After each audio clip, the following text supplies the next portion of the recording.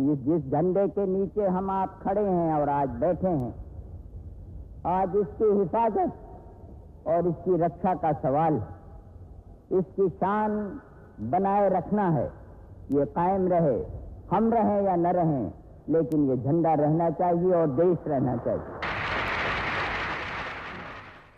लाल बहादुर शास्त्री, एक ऐसा नाम जो लोगों की यादों में धीरे धीरे धुंधला पड़ता जा रहा है। वे बहुत कम समय के लिए देश के प्रधानमंत्री रहे, पर इतने लोकप्रिय हुए कि देखकर आश्चर्य होता है। 2 अक्टूबर सन 1904 को गंगा की पावन भूमि और भगवान विश्वनाथ की नगरी काशी में शास्त्री जी का जन्म हुआ। पिता बचपन में ही चल बसे। माँ ने अभावों के बीच इनका लालन पालन किया। लाल बहादुर शास्त्री के जीवन की शुरुआत भारत के एक आम आदमी के जीवन की शुरुआत थी। शास्त्री जी जिस परिवार से आए थे वो देशभक्तों का परिवार था और शुरू से ही उनमें देशभक्ति कूट कूट कर भरी हुई थी। जब वो राजनीति के मंच पर शुरू से ही रहे, अनेक बार जेल गए, लेकिन उनकी देशभक्ति निरंतर बढ़ती गई और जेल की यातनाएं उन्होंने सही, उनके परिवार ने सही, लेकिन लाल बहादुर जी के चेहरे पर कभी शिकन आई नहीं। बचपन से ही शास्त्री जी कठोर परिश्रमी थे। शास्त्री इनका नाम नहीं था। काशी विद्यापीठ से शास्त्री की उपाधि प्राप्त की थी। हमने और लाल बहादुर शास्त्री जी ने दोनों ने मिलकर सह संपादक के रूप में राजर्षि अभिनंदन ग्रंथ टंडन जी पर प्रकाशित किया। अब वो ग्रंथ तो तैयार हो गया, लेकिन जो शास्त्री जी को वो अपनी टिप्पणी लिखनी थी, संपादकीय लिखना था, वो नहीं लिख रहे थे। इसके लिए उसके तैयार होने में विलम्ब हो रहा था। तो मैंने उनसे निवेदन किया कि आपको समय की कमी है, यदि आप आज्ञा दें तो मैं आपकी शैली में, आपकी भाषा में कुछ लिख करके भेज दूं, उसको आप ठीक करके छपा दें। तो उन्होंने कहा, देखो व्यास, मैं जो है नाम का शास्त्री नहीं हूँ, मैंने तो विधिवत शास्त्री परीक्षा पास की है। और वो जो है दूसरे ही दिन उन्होंने जो है बड़ा सुंदर संपादकीय नोट लिख करके भेज दिया। अपने विद्यार्थी जीवन से ही शास्त्री जी गांधी जी की विचारधारा से प्रभावित होकर स्वतंत्रता आंदोलन में कूद पड़े। मेरी सारी शिक्षा इलाहाबाद में हुई। लाल बहादुर जी से मिलने के जाने कितने अवसर आए। आनंद भवन जो कि बाद में स्वराज भवन बना, कांग्रेस की सारी राजनीतिक प्रवृत्तियों का केंद्र था। गांधी जब कभी आते थे वहाँ पर ठहरते थे और ये सारे के सारे कांग्रेस के कार्यकर्ता उस ज़माने में लाल बहादुर जी एक कार्यकर्ता के रूप में थे। लेकिन कार्यकर्ता के रूप में कांग्रेस को जो उन्होंने योगदान दिया, उसकी राजनीतिक प्रवृत्तियों में, उसके आंदोलनों में, उनसे वो निरंतर आगे बढ़ते गए। राजनीति में रहकर भी वे उसकी बुराइयों से अलग थे। जो अच्छा लगा उसे सहज भाव से अपना लिया और जो बुरा लगा उसे निर्ममता से छोड़ दिया। वे जानते थे कि देश की जरूरतें क्या हैं, आम आदमी चाहता क्या है। बहुत सी बातें हैं। मैं ये आपको बड़ी छोटी सी बात बताती हूँ। वो ये राशन सब्जी, ये कभी भी हम लोगों से नहीं पूछते थे कि क्या भाव है क्या नहीं है। नौकर से पूछा करते थे कि तुम क्या भाव लाए हो। कहते थे कि नौकरों से पूछकर हमें सही स्थिति मालूम होती है कि क्या भाव बाजार में बिक रहा है। मतलब कहाँ पे क्या गलत है और कहाँ पे क्या सही है। जैसे आजकल इतने हाई रेट हो जाते हैं, तो उसका दाम का पता लगाने के लिए वो नौकरों से पूछते थे कि तुम क्या भाव लाए हो। सब कई यादें हैं। बच्चों के प्रोग्राम में आए तो कहने लगे कि शायद मुझको इस प्रोग्राम में इसीलिए बुलाया जाता है कि मैं छोटे कद का हूँ। हंसी मजाक चुटकुले ले लिया करते थे। एक बार ऐसा हुआ कि बनारसी दास चतुर्वेदी का अभिनंदन समारोह था। मैं शास्त्री जी को आमंत्रित करने के लिए यहाँ आया। शास्त्री जी, हमने कहा शास्त्री जी बनारसी दास चतुर्वेदी का अभिनंदन है, मैं चाहता हूँ कि वो आप हमारे मुख्य अतिथि बन के और उनके अभिनंदन समारोह में सम्मिलित हों, हम लोगों को खुशी होगी। शास्त्री जी बहुत खुश हुए, कहना हम ज़रूर चलेंगे। मैंने देखा कि साहित्यकारों का सम्मान करना उनके लिए लगता था बड़ी खुशी की बात हुआ करती, ऐसे अवसर की तलाश करते थे। खैर वो गए। जो मेरे बड़े भाई हैं जयराम जी, वो 100 साल से ऊपर हो गए हैं इस वक्त। उनकी बहुत गहरी दोस्ताना था, उनके साथ नज़दीकी मित्रता थी। उनके साथ में उनके घर जाता था और वो बात करते थे तो बीच बीच में मुझे भी कभी कभी शास्त्री जी मौका देते थे कि आप भी बताओ क्या हाल चाल है, इसलिए मैं जानता। एक बार मैं उनके पास गया, मैंने कहा कि शास्त्री जी बेटी का विवाह है, उसमें आपको आना है। तो मुझसे बोले कि अगर आप यहाँ नहीं आएंगे तो कहाँ ठिकाना लगेगा। हंसते हुए बड़े विनोद के साथ बात करते थे। तो उन्होंने कहा कि ठीक है मैं आ जाऊँगा। हम लोगों ने 7 बजे स्वागत का कार्यक्रम रखा था। 7 बज गए, 8 बज गए, शास्त्री जी नहीं आए। तो मैंने समझ लिया कि कोई कार्यक्रम उनका बन गया होगा, उसकी वजह से नहीं आ पाए। लेकिन जब सब लोग आकर चले गए तो देर तक ग्राउंड की एक कार आकर रुकी और उसमें शास्त्री जी उतर कर आए। हंसते हुए बोले, देर तो हो गई लेकिन सारे काम निपटा कर आया हूँ, मुझे अब कोई जल्दी नहीं है। उन्होंने मेरे सारे परिवार के एक एक सदस्य का परिचय दिया। और परिचय इतना ही नहीं, बैठे वहाँ पर और बैठने के बाद में उन्होंने तश्तरी में मिठाई और नमकीन लेकर उन्होंने मेरी बेटी को और मेरे दामाद को उनको दिया। इतनी आत्मीयता, मैं तो हैरान था कि एक आदमी जो कि राजनीति में रात दिन समस्याओं से जूझता है, वो एक प्रकार से कुछ कठोर हो जाता है। लाल बहादुर जी में अंत तक कठोरता कभी आई नहीं। बाबूजी पुलिस मंत्री थे लखनऊ में। तो एक आदमी आया नौकरी के लिए, अपने बेटे की नौकरी के लिए आया। तो बाबूजी ने उससे कहा कि देखो बेटे की तुम्हारी हाइट बहुत कम है, इसलिए ये पुलिस में तो नहीं भर्ती हो सकता है। तो वो खींच गया और कहा खुद तो 4 फीट के हैं, तो होम मिनिस्टर बने हुए हैं, और मेरा बेटा जो है वो पुलिस में भी भर्ती नहीं हो सकता है। तो बाबूजी मुस्कुराए और जो उनके आसपास लोग खड़े हुए थे उसको पकड़ने लगे। तो बाबूजी ने कहा नहीं इसको मत पकड़ो भाई, ठीक ही तो कह रहा है। तो बाबूजी ने उससे कहा नहीं बाबा देखो ऐसा है कि होम मिनिस्टर तुम्हारा बेटा भी बन सकता है, लेकिन पुलिस में भर्ती हमारी भी नहीं होगी। और इतने सुंदर ढंग से कहा कि वो पिघल गया, उसने पैर छुआ और सब देखते हुए दंग रह गए कि देखो कितनी अच्छी बात हो। मतलब कोई दूसरा हो तो पकड़ के ले जाए कि ये ऐसे कैसे बोल रहे हो, ऐसे ये है, लेकिन बहुत ही नम्रता से और बहुत सुंदर ढंग से उसको समझाया और बहुत खुश होकर चला गया। कैसी बात, ठीक है। शास्त्री जी दफ्तर जाने को तैयार, गाड़ी लगाई गई तो वो गाड़ी थी कैडिलैक। उन्होंने कहा कि कौन आया है मिलने के लिए। तो किसी ने कहा कि आपको कार्यालय जाना है तो आपके लिए गाड़ी लगाई गई है। किसने कहा? एकदम उनकी त्योरी चढ़ी और चढ़ने के बाद उन्होंने कहा कि एम्बेसडर गाड़ी का क्या हुआ, उसको लाओ। शास्त्री जी कैडिलैक गाड़ी में नहीं बैठे, उन्होंने अपनी गाड़ी मंगवाई एम्बेसडर और उससे वो गए। यह है मेरे जीवन का अत्यंत सुखद संयोग है कि मैं भारत के माता के सपूत सारा जीवन उच्च विचार के धनी श्री लाल बहादुर शास्त्री का स्नेह भाजन बन चुका।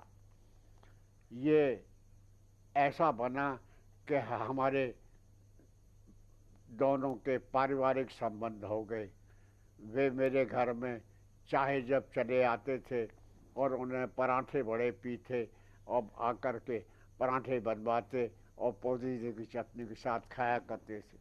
मेरे लिए उनके घर और दफ्तर के द्वार हमेशा खुले रहते थे और मैं बिना सूचना के चला जाता था और वे मुझे इलाहाबाद के अमरूद और लखनऊ और बनारस के आम अपने हाथ से छील छील कर खिलाया करते थे।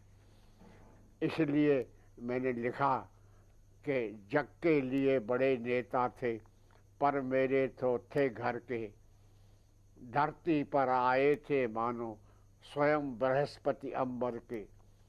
गीता के अध्याय 18 लिखे 18 मासों में, गए महाभारत के कर्ता नया महाभारत करके। उनके प्रयोग की शुरुआत अपने घर से होती थी।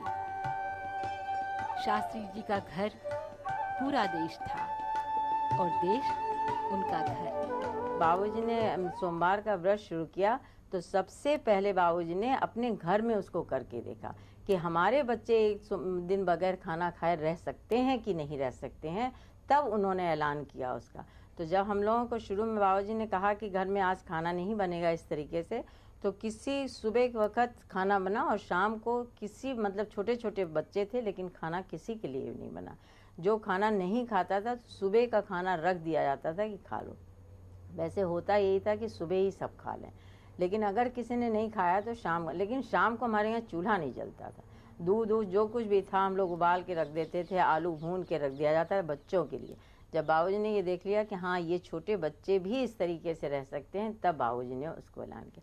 मतलब ये व्यक्तित्व की एक बहुत बड़ी चीज़ है कि कथनी और करनी में जरा सा भी अंतर नहीं था। जो कहते थे वो करते थे, वो ये बहुत बड़ी चीज़ थी उनमें। और हर चीज़ को ये सोचते थे कि मतलब आम जनता को भी वो अपनी ही निगाह से देखते थे। वो सोचते थे कि जो चीज़ मैं लागू करने जा रहा हूँ वो मेरे ऊपर लागू होगी तो मैं उसका निर्वाह कर सकूँगा या मेरे बच्चे उसका निर्वाह कर सकेंगे कि नहीं कर सकेंगे। उसके बाद तो यही वजह थी कि बाबूजी की हर बात को लोग मानते थे। जब अस्त्र शस्त्र खरीदने के लिए सोने की आवश्यकता पड़ी थी तब फिर अम्मा से बात करी तो अम्मा ने कहा ठीक है, पहले आप अपने घर में अपने बाल बच्चों से पूछिए। तब उन्होंने बाबूजी ने देखा कि सभी बेटियां अपने गहने उतार के दे रही हैं, हमारी जिठानियां अपने गहने दे रही हैं, अम्मा ने भी दे दिए। तो फिर पूरे देश में एक वातावरण निर्मित हुआ। तो इस प्रकार बाबूजी के मन में ये भाव रहा कि महिलाओं को बराबर का दर्जा मिलना चाहिए, बराबर का सम्मान मिलना चाहिए, उनकी भागीदारी होनी चाहिए, क्योंकि राष्ट्र के निर्माण में भी उनकी भागीदारी आवश्यक है। वो शिक्षित हों, स्वावलंबी हों, सुसंस्कृत हों और बच्चों के भविष्य का निर्माण करती हैं। खास तौर से गांव देहातों में वो अलग अलग संस्थाओं को उन्होंने समय समय पर निवेदन किया कि कैसे महिलाओं को स्वावलंबी बनाने के लिए कार्यक्रम चलाए जाएं। अम्मा जी को पढ़ने का बहुत शौक़ था, शुरू से ही बहुत पढ़ने का शौक़ था। तो इंग्लिश पढ़ने का उनको बहुत शौक़ था। हिंदी तो रामायण पढ़ ही लेती थी, इंग्लिश पढ़ने का बहुत शौक़ था। तो दादी ने बाबूजी से कहा कि भाई इनको इंग्लिश पढ़ने का बहुत शौक़ है, इंग्लिश पढ़ा दिया करो। तो बाबूजी ने कहा कि अरे भाई हिंदी तो पढ़ रही हैं, इंग्लिश भी पढ़ा देंगे। अच्छा, तो बाबूजी ने पढ़ाना शुरू किया। तो एक दिन रिवीज़न करवाने लगे, पूछा याद किया? तो बोली हाँ याद किया है। तो बोली बताओ। तो बाबूजी ने कहा अर्थ का मतलब क्या है? तो बोली अर्थ का मतलब अर्थ है, और क्या है? तो कहने लगी बस अब तुम पढ़ चुकी, अर्थ का मतलब पृथ्वी है। तो कहने लगे अब तुम पढ़ चुकी, जो हिंदी पढ़ती हो बस वही पढ़ा करो, अब इंग्लिश छोड़ दो। तो उसके बाद से अम्मा जी ने फिर इंग्लिश नहीं पढ़ी, फिर हिंदी ही पढ़ने लगी। वैसे अम्मा जी ने बहुत दिनों बाद जब दिल्ली आ गए बाबूजी यहाँ पे थे, तब उन्होंने विद्या विनोदनी का इम्तिहान दिया था, लेकिन बहुत अच्छे नंबरों से 2nd डिवीज़न में पास हुई थी, बहुत अच्छे। पंडित जवाहरलाल नेहरू के निधन के बाद शास्त्री जी देश के प्रधानमंत्री बने। उस समय देश में अनाज की बेहद कमी थी। शास्त्री जी ने देश की इस समस्या को सुलझाने के लिए व्यावहारिक तरीका अपनाया। शास्त्री जी के टाइम के अंदर एक ऐसा समय भी आया था जो विदेशों से खराब गेहूं भी बड़ी मुश्किल से था और फिर वो गुजारा नहीं होता था। तो शास्त्री जी का नारा ही नहीं, एक ऐतिहासिक नारा था। और उसने ये देखा अब देश की क्या हालत है, बिराने भरोसे पर जिंदा नहीं रह सकते। उस वक्त उसने बड़े ध्यान से जय जवान जय किसान का नारा दिया। और उसमें अगर किसान मजबूत होगा तो खुराक की कमी नहीं रह सकती और देश खुशहाल रहेगा। बिराने भरोसे के ऊपर जिंदा नहीं रह सकता कोई आदमी। और जवान मजबूत होगा तो देश को कोई बाहरी खतरा नहीं होगा। तो ये उसका नारा नहीं, एक ये ऐतिहासिक नारा था। और उसने जय जवान जय किसान का नारा देकर ये बताया कि भाई बिराने भरोसे पर हम जिंदा नहीं रह सकते। जहाँ भी जमीन है, चाहे कहीं गवर्नमेंट की जमीन है चाहे किसी की प्राइवेट है, हर जगह पर खेती करो। और शास्त्री जी ने अपनी कोठी में भी हल चला करके ये नमूना दिया कि खेती करो। तो उस पर लोगों ने बड़ा ध्यान दिया। और उसके साथ साथ उसने ये कहा कि भाई देश की ये हालत है तो एक दिन का हम शाम के वक्त का खाना नहीं खाना चाहिए, ताकि अन्न की कमी है तो कुछ उसमें फायदा हो। तो शास्त्री जी ने पहले खुद ये करके दिखलाया, खाना नहीं खाया, तो उसके प्रभाव देश पर इतना प्रभावकारी हुआ कि लोगों ने भी एक टाइम का खाना बंद कर दिया और उससे बड़ा लाभ हुआ देश को। और ये जय जवान जय किसान का जो नारा था वो इस देश के लिए एक इतिहास बन गया और सदा सदा के लिए ये एक मार्गदर्शन है। उस दिन के बाद जो उसने ऐसा किया, और तो इतना आज अन्न पैदा है हमारे पास, अब रेलगाड़ियाँ भर भर के गेहूँ की जा रही हैं और हम किसी दूसरे आदमी की मदद कर सकते हैं, खुद भी खा सकते हैं और या निर्यात भी कर सकते हैं। और उस दिन हमारी ये हालत थी, अब हमारे खाने के लिए पूरा अन्न नहीं था, तो इससे ज़्यादा निकम्मी बात कुछ नहीं हो सकती। देश के लिए वह संकट का समय था। पाकिस्तान ने कच्छ के रण में हमला बोल दिया। सीमा पार से आए संकट को हल करने में शास्त्री जी की भूमिका महत्वपूर्ण रही। हम लोग हलवारा एयरबेस पर उतरे, तब मुझे पता चला कि हम तो लड़ाई के मैदान में। मुझे उस समय इतनी खुशी हुई जब मैंने बरकी पुलिस स्टेशन पर अपना तिरंगा प्यारा झंडा देखा। मैंने बाबूजी से पूछा तो उन्होंने कहा इस समय हम लोग पाकिस्तान में घूम रहे हैं। उनसे ज़्यादा वास्ता तब पड़ा जब पाकिस्तान ने अपने मिलिटेंट्स और जो भी कुछ कहना आतंकवादी वगैरह को जम्मू कश्मीर में भेजा। उनका ख्याल था कि जब वो वैली में आएंगे वहाँ जाकर लड़ेंगे, उनकी जो पॉपुलेशन है, जो वहाँ के रहने वाले हैं, वो उनके साथ मिल जाएंगे। लेकिन वो नहीं हुआ। उनको वहाँ कुछ नाकामयाबी रही, तो फिर उनके ख्याल में कोई और प्लान बन गए। जब ये सब कुछ हो रहा था तो हमारा शास्त्री जी से बहुत वास्ता पड़ा। मुझे याद है कि कई दफ़े उन्होंने मैंने शाम को बुलाया था, तकरीबन काफ़ी लेट, उनके साथ डिस्कस करता था। वो ज़्यादा सुनते थे, वो कभी कभी थोड़ा सा कोई सवाल पूछ लेते थे लेकिन कभी इंटरप्ट नहीं करते थे। और मुझे कि अगर लेट भी हो जाए, अगर मैं डिस्कशन वगैरह में काफ़ी लेट हो जाए तो कई दफ़े वो अपोलोजाइज़ करते थे कि मैं आपको बहुत देर कर दिया, आप कहीं जाना होगा। तो ये भी उनकी एक किस्म की शराफत थी। जब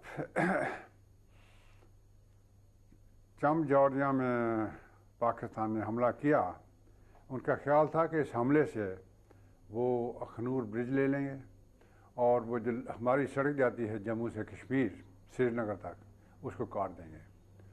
वहाँ अपनी पोजीशन काफ़ी ख़तरनाक हो गई।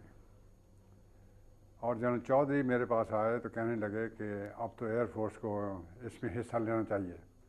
तो मैंने कहा कि जब एयरफोर्स किसी चीज़ ऐसी चीज़ में हिस्सा लेती है तो लड़ाई फैल जाती है, बड़ी हो जाती है। तो इस वास्ते special permission would have to be given by the government. So we went to the defense minister. He was Mr. Y.B. Chavan, and asked him for permission to attack Pakistan force बन गया। वो अटैक मेरे ख्याल में काफ़ी successful रहा कि मुझे पता है कि उसके बाद यानी पाकिस्तान की आर्मी बिल्कुल आगे नहीं बढ़ सकी। शास्त्री जी की जीवन यात्रा भारत के एक सामान्य नागरिक के देश के प्रधानमंत्री जैसे महत्वपूर्ण पद पर पहुंचने की कहानी है। कद से वे बेशक छोटे थे, पर सचमुच वे बहुत बड़े इंसान थे।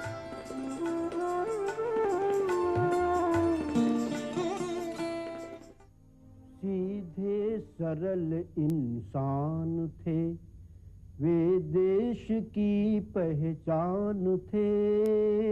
सीधे सरल इंसान थे।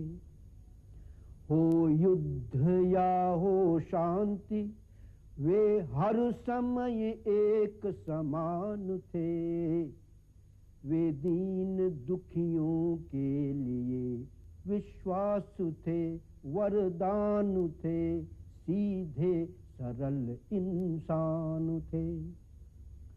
जो युद्ध में थे वे उन्हीं के साथ एक जवान थे। जो खेत में थे वे उन्हीं के साथ एक किसान थे। जो भी जिए पूरा जिए, वे मौत पर मुस्कान थे। वे देश की पहचान थे। सत्यम शिवम और सुंदरम से पूर्ण हिंदुस्तान थे। वे देश की पहचान थे। सीधे सरल इंसान थे। वे देश की पहचान थे।